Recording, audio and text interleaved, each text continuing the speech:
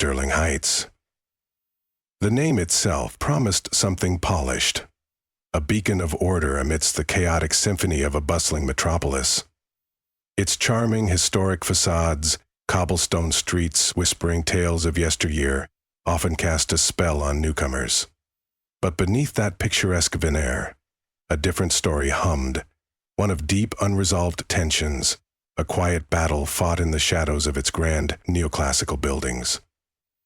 This wasn't a city that forgot its past, it simply chose which parts to display. And then there was Judge Evelyn Reed. In her late 50s, with a quiet strength that transcended any title, she was more than just a name on a placard. She was a living testament to every promise Sterling Heights had ever failed to keep. As the first black woman to ever grace the city's highest judicial bench, her presence alone was a statement, a challenge to the unspoken rules, a living rebuke to those who preferred the comfortable rhythm of the old guard.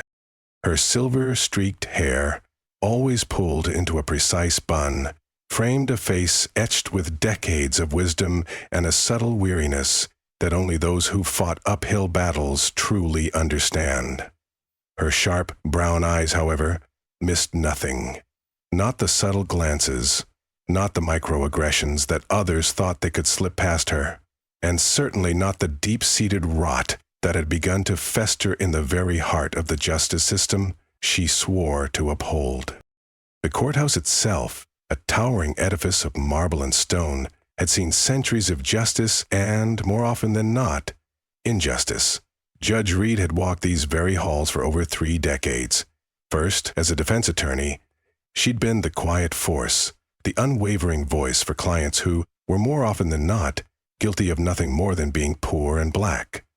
Later, as a prosecutor, she turned her sharp mind inwards, determined to scrub clean the grime from within the house of law. And now, as a judge, she carried the weight of both roles, knowing that breaking barriers wasn't just about shattering ceilings. It was about enduring the debris that fell, the rocks thrown, the attempts to pretend you were never even there. It was a Tuesday morning, the kind of day that promised nothing but routine. A mundane docket awaited Judge Reed. A vandalism arraignment, a juvenile defendant, a standard bond hearing. But as she stepped through the security checkpoint, acknowledging the respectful nods of the guards, a familiar prickle ran down her spine. Her instincts, honed over decades of deciphering the unspoken truths in a courtroom, tingled. Something about this morning felt off. The clerk outside her courtroom, a young woman named Sarah, met her with a strained smile. "Good morning, Judge Reed. Officer Brock is already inside." Judge Reed paused, her jaw tightening almost imperceptibly. Brock. Everyone in Sterling Heights law enforcement knew Brock. Mid-40s, clean-cut, a third-generation cop, a walking legacy of unchecked power. He was the kind of man who wore a permanent smirk, like a badge of honor, and had enough favors banked across departments to float above any complaint that landed on his file. The problem was those complaints never stayed. Harassment, excessive force, misconduct, always swept away like dust under a marble rug. Judge Reed had seen his name too many times in reports that reeked of arrogance, of a belief that rules were for others. She felt the familiar weariness, a sense of resignation that another one of Brock's messes would somehow be ignored. She stepped into the courtroom quietly. She wasn't in her robes yet, not yet on the bench, blending in with the few early arrivals. A handful of journalists, a couple of attorneys, 2 officers chatting idly by the back wall. Officer Brock was already there, leaning against the prosecution table, arms crossed, a sour expression on his face. The teenager he'd arrested, no older than 16, sat beside his public defender, eyes wide and unsure. Brock didn't even glance at Judge Reed as she entered. Instead, he barked toward the clerk. "Let's get this started. I don't have all day." "I suggest you find the time," Judge Reed said, her voice even, cutting through the sterile air. Officer Brock finally turned, and for a split second, confusion flashed across his face. He was trying to place her. A clerk? An assistant? The bailiff? She wasn't robed, she wasn't seated. To him, she wasn't important. "You here for the defense?" he said, a smug curl on his lips. Judge Reed didn't answer. She moved toward a side table to review a file left there, her back partially to him. The room was mostly empty, still buzzing with a low hum of anticipation. Officer Brock, now clearly irritated by her perceived disrespect, stormed over towards her. "Hey, I'm talking to you, I said," and then it happened. A sharp, open-handed slap cracked through the air. The sound was like a thunderclap in the silent room. Papers stopped rustling. A coffee cup nearly dropped. Even the fluorescent lights above seemed to flicker in response. Judge Reed didn't move.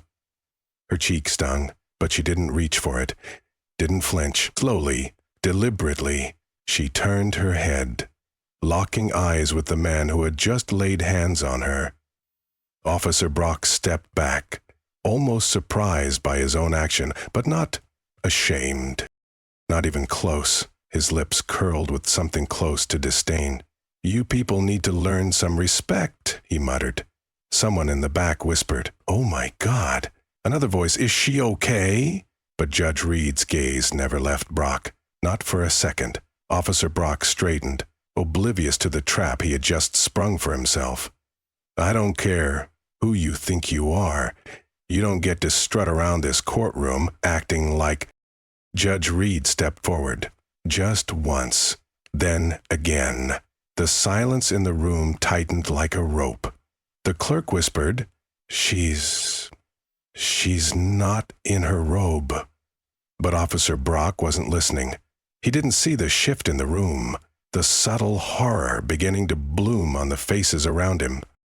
And then Judge Reed spoke, calmly, coldly, and with every ounce of authority the robe did not need to give her.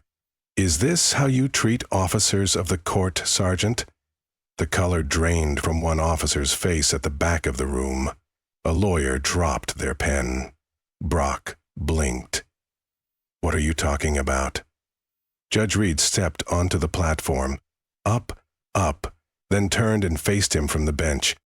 For one long shattering moment nobody breathed. Officer Brock stood like a statue, eyes locked on Judge Evelyn Reed as she took her seat behind the bench. The sound of the gavel striking wood hadn't even echoed yet, but the judgment had already begun.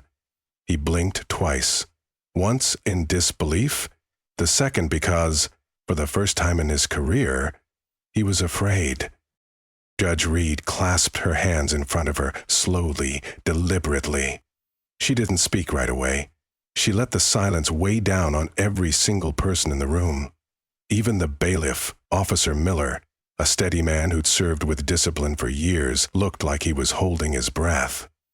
"Sergeant Brock," Judge Reed finally said, her voice calm but sharp enough to draw blood, "did you just strike me in this courtroom?" Brock's mouth opened, then closed. His tongue darted to the side of his mouth, as if searching for a lie that wouldn't come. I didn't know who you were," he muttered, already defensive. "That is not what I asked," Judge Reed said, cutting cleanly across his weak attempt to explain. "Did you just put your hand on me? Yes or no?" More shifting in the gallery. Someone, maybe a junior lawyer, had already pulled out their phone. Cameras were rolling. This wasn't just a moment of misconduct. It was about to become evidence. Brock puffed up, his voice rising, trying to reclaim control. "You came at me. I didn't recognize you. You weren't in your robe. I thought you thought I was beneath you," Judge Reed said. The words landed hard. Brock's jaw clenched. "You're twisting this into something it's not." "I'm not twisting anything," she replied, steely. "I'm describing exactly what happened. You assaulted a woman, unprovoked, in a courtroom. Your only defense is ignorance and arrogance." He took a step forward before remembering where he was. He glanced at the other officers standing at the back of the courtroom. No one met his eye. Judge Reed's voice dropped to a tone even sharper.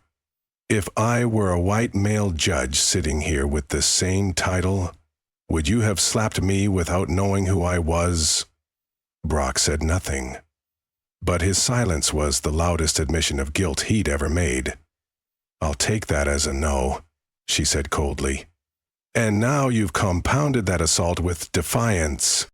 You're overreacting, he finally snapped. I was doing my job. That kid, he pointed toward the defendant, a thin, nervous teenager who looked like he wanted to vanish behind his attorney's chair, is a thug.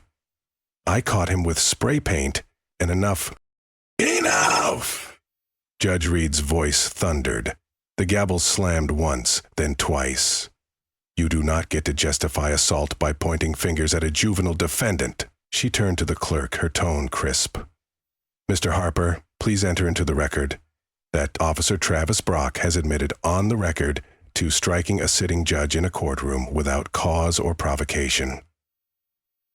Brock took a step back, finally understanding that the air around him was shifting fast. This wasn't going to be swept under the rug like before. No union rep was going to pop in and make it disappear. Not this time. Judge Reed glanced at the bailiff. Officer Miller, is this courtroom currently under video surveillance? Yes, Your Honor, he replied immediately, his voice taut. Good. Then the record will also reflect visual evidence. Brock's eyes flicked toward the corners of the ceiling, where two small red recording lights blinked silently back at him. That was when his expression truly changed. He wasn't just angry anymore. He was scared. I didn't mean... He began again, but Judge Reed raised a single hand and stopped him cold. You've had 20 years of not meaning it, she said. I've read your file. I've seen the complaints. I've seen how they disappeared. But here's what's different today, Sergeant. This happened in front of witnesses. Under cameras, to a judge. He opened his mouth again, but she didn't let him continue. I have spent my life watching men like you mistake force for law, mistake fear for order, and mistake silence for consent. Not today. She stood from the bench. The whole room straightened with her. In accordance with the authority vested in me as a circuit judge for the state of Sterling Heights, she announced, and under Title 16, Chapter 3, Article 1 of the South Carolina Code of Laws, I hereby place Officer Travis Brock under formal judicial investigation for criminal assault on a public official. The gasp from the back of the room was audible. Judge Reed turned to the bailiff. Officer Miller, place Sergeant Brock under temporary detainment. Do not apply cuffs yet. He is still a sworn officer and I expect professionalism, but he is not to leave this room. Brock's mouth dropped open. You can't be serious, he cried, chest rising with disbelief. I didn't even know. And yet, Judge Reed said quietly, her eyes unblinking, you knew enough to hit me. Brock looked around wildly, but no one stepped forward, no allies, no defense. Just the slow tightening of the noose he'd tied for himself. The sound of the courtroom door shutting behind the bailiff echoed like a warning shot through the room. Officer Miller stood near Brock, hand resting lightly on his belt, not threatening, but clearly ready. Brock stood rigid, face flushed, red, jaw tight and fists clenched at his sides, like he was holding back a storm of rage. Judge Reed remained standing behind the bench, her gaze pinned to him like a steel rod. She didn't blink, didn't soften. She gave him no escape hatch, no space to pivot into denial. Your Honor, came a voice from the gallery. It was the prosecutor assigned to the vandalism case, an older man, white, thinning hair, and suddenly very pale. Do you want to proceed with the docket? Judge Reed turned her gaze slowly toward him. I will decide that momentarily. But first, I want to address the gallery, because what just happened in this room is no longer a matter of courtroom decorum. It is a matter of law, precedent, and public trust. She looked toward the journalists. You all witnessed an on-duty officer physically assault the judge presiding over this courtroom. You heard his words. You saw his posture. I want you to record that. I want you to remember it. Because if the law can't protect those who enforce it fairly, then we are no longer in a democracy. We are in something much darker. The room was dead silent. Even the click of keyboards had stopped. Brock scoffed, suddenly unable to help himself. Are you really going to turn this into a damn press moment? Judge Reed slowly turned back to him. Is that what you think this is, Sergeant? Public accountability. A moment of theater. He said nothing. She stepped around the bench and came down the stairs, her heels striking the marble like a clock counting down. You've been protected for a long time, haven't you? She said softly, so that only those close could hear, but the microphone still caught every word. I've seen officers like you before. The kind who walks into a courtroom, already assuming everyone in it is beneath you. The kind who says, I didn't know, when they mean, I didn't care. Brock's eyes flicked nervously toward Officer Miller, but the bailiff didn't move. Let me tell you what's about to happen, Judge Reed continued. Internal Affairs is being notified. I will personally be submitting a formal complaint to the Attorney General's office before noon. The footage of this incident will be sealed for legal review, but the press in this room, they already have enough to make it headline news before lunch. Brock's mouth opened.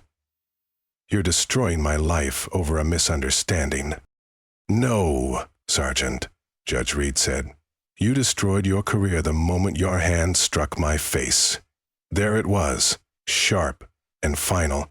He shifted on his feet, glancing again at the teenager he'd arrested. The boy was watching him now, not in fear, not anymore, but in something Brock couldn't quite recognize. Pity. The same look he'd seen in mugshots of the men he'd arrested right before the cuffs went on. I've served this city for 20 years, Brock said, louder now, almost pleading. I've risked my life in these streets. I've taken down real criminals. And now you're going to throw me to the wolves because I made a mistake in a tense moment?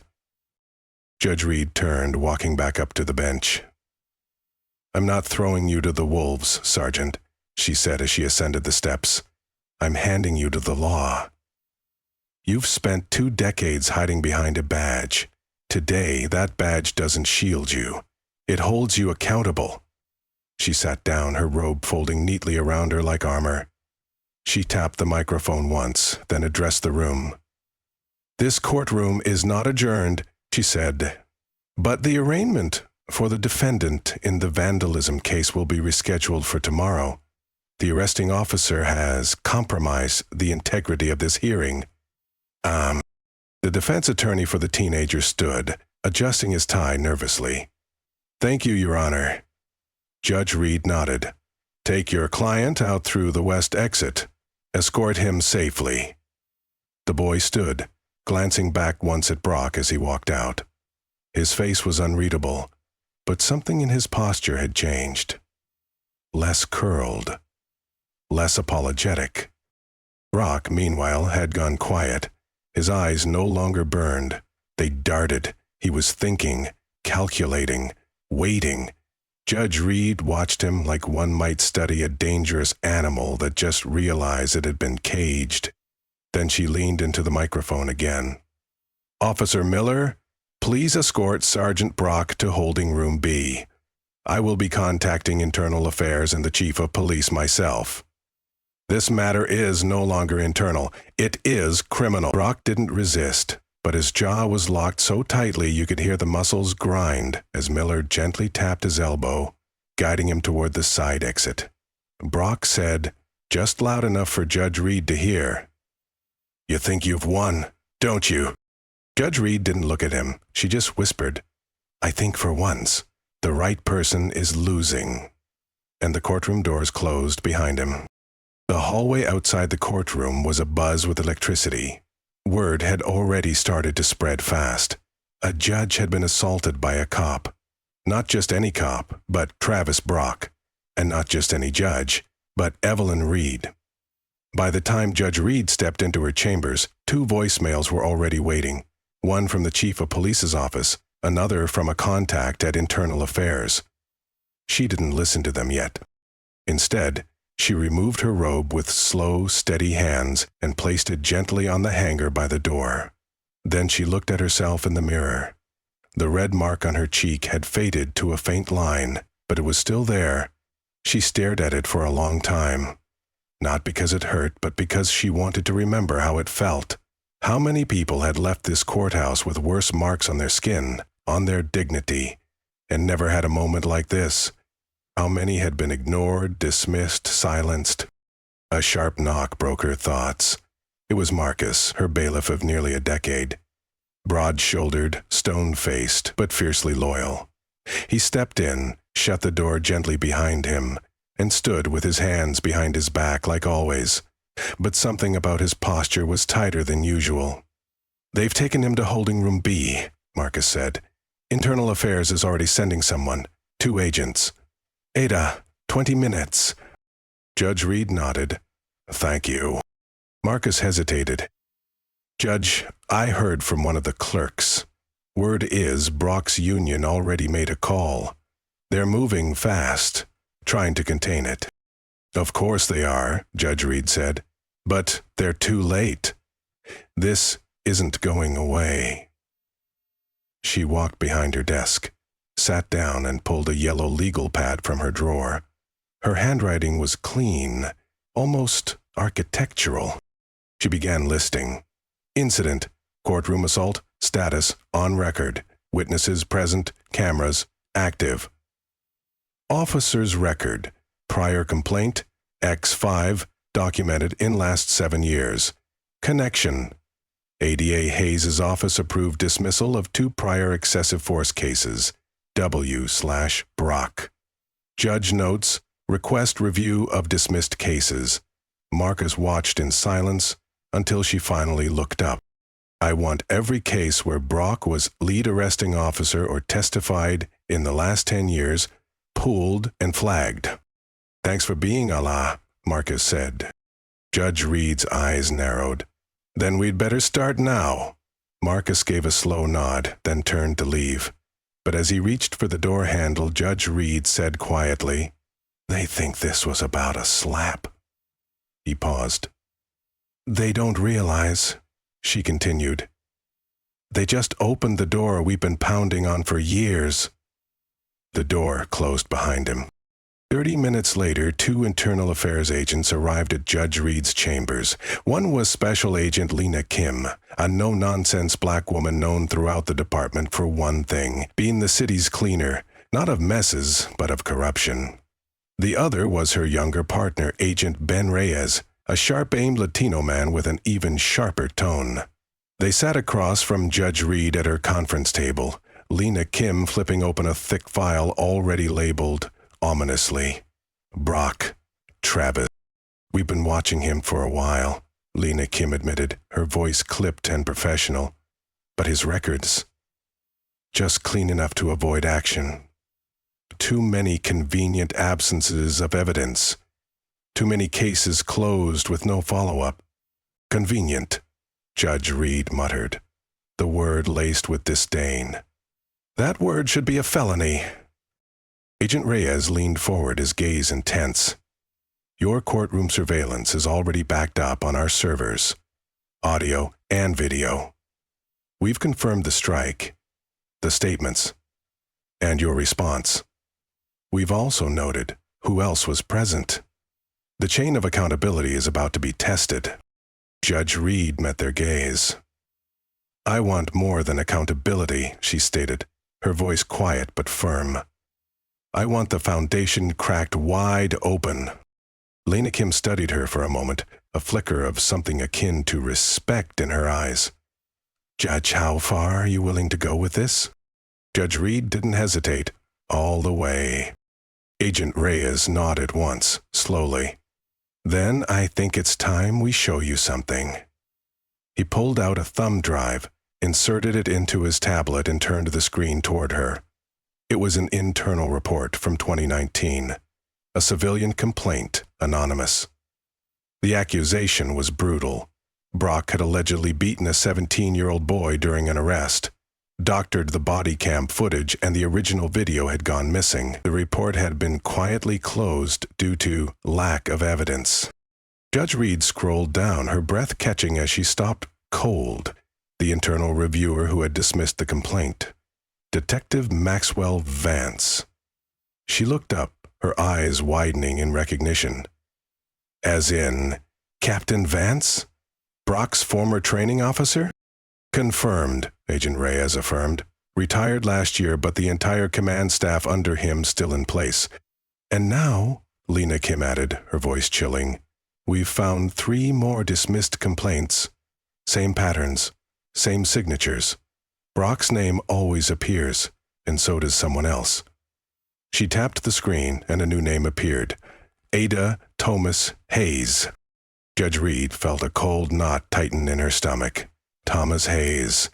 The very same prosecutor who had been assigned to dozens of Brock's cases, who'd sat in her courtroom more times than she could count, who always seemed just a little too eager to strike deals with law enforcement, who, now that she thought about it, had once given Brock a sly pat on the back after a particularly shaky testimony. This wasn't just about a violent cop. This was a system, a network. Brock wasn't the rot. He was just the smell. What do you want to do, Judge? Lena Kim asked, her voice quiet but laced with steel. I want a list, Judge Reed said, of every case Brock touched, every complaint buried, every prosecutor who made it disappear, and I want them delivered to my chambers by sunrise tomorrow. Agent Reyes raised a brow. That'll take all night. Lena Kim smiled faintly. Then don't stop working. I think we're going to get along just fine. By 6 o'clock a.m. the next morning, the Sterling Heights courthouse was awake, but barely. The building sat in eerie silence, its long halls echoing only the faint hum of fluorescent lights and the occasional shuffle of a janitor's mop. But inside Judge Reed's chambers, no one was asleep. Not her, not her clerk, Sarah, not the internal affairs agents who had pulled an all-nighter digging through 10 years of sealed complaints. Marcus arrived with coffee and silence. He placed the steaming cups on Judge Reed's desk without a word, then took a seat in the corner, eyes scanning a folder thick enough to choke a printer. How bad is it? Marcus finally asked, though he already knew.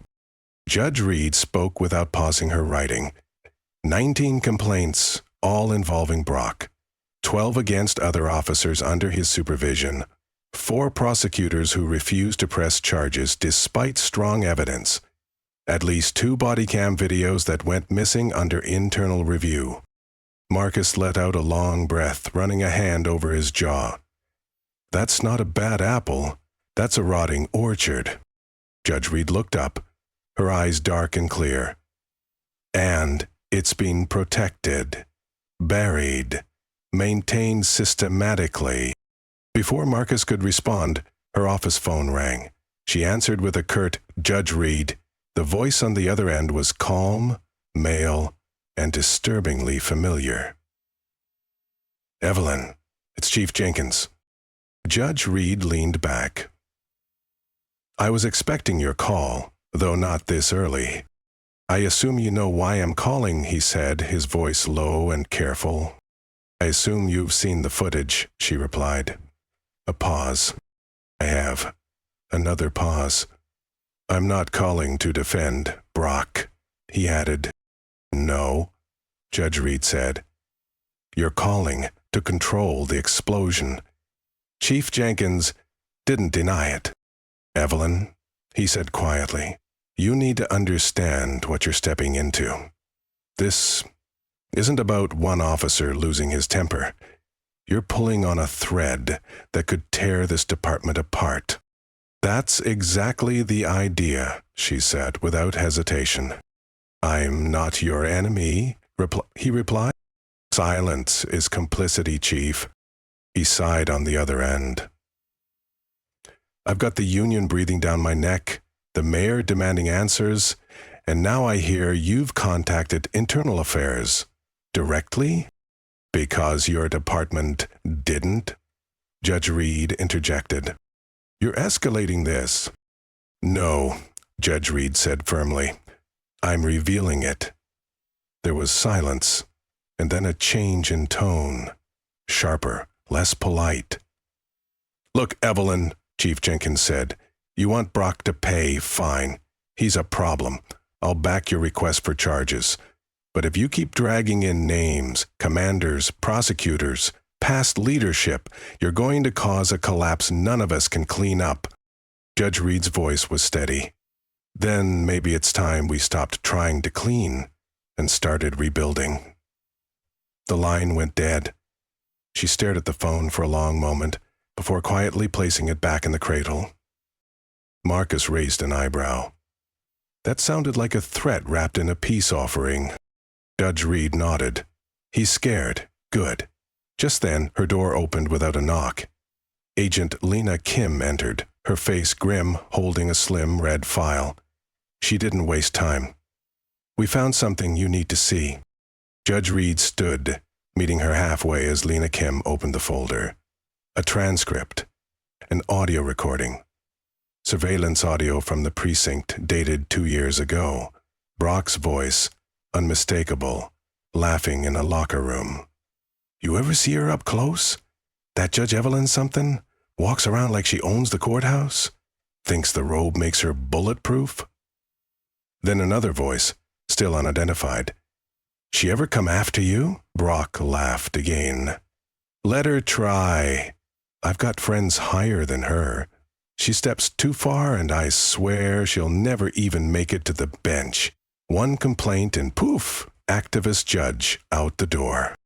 Judge Reed stared at the page, then looked up at Lena Kim. Who else heard this? We just pulled it. It was flagged in another investigation but buried under non-priority files, and the second voice, still running voice recognition.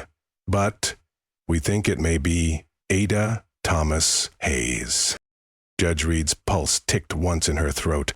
If you can confirm that. We will, Lena Kim said. But there's more. She pulled another document, a list of recent internal case reviews. There was an emergency meeting at the DA's office last night, Lena Kim said. Someone's trying to pull your case from the bench, claiming conflict of interest, saying you can't preside over a case where you were the victim. Judge Reed's jaw tightened. They're trying to remove me. Marcus cursed under his breath. Lena Kim nodded. If they succeed, they'll bury Brock in a minor misconduct charge and cut him loose with early retirement. You'll be recused, and the narrative becomes emotionally compromised. Judge Reed walked back to her desk. The clock on the wall read 7:02 a.m. The courthouse would open officially in under an hour. I want a public hearing, she said. I want the press there. I want the record to show that I requested the transfer, not because I couldn't be impartial, but because I refused to let this go quietly. Lena Kim gave a slow, impressed nod. You want to go on offense? Judge Reed looked at her, her eyes burning. No, she said. I want to go nuclear. Outside her chambers, staff were arriving, phones were ringing, journalists were gathering like birds sensing a storm. And from behind the blinds, Judge Reed could already see a black SUV parked across the street, watching, waiting. Someone was coming for her. But they'd better come prepared, because the moment they tried to silence her, she'd make damn sure the whole city heard her scream.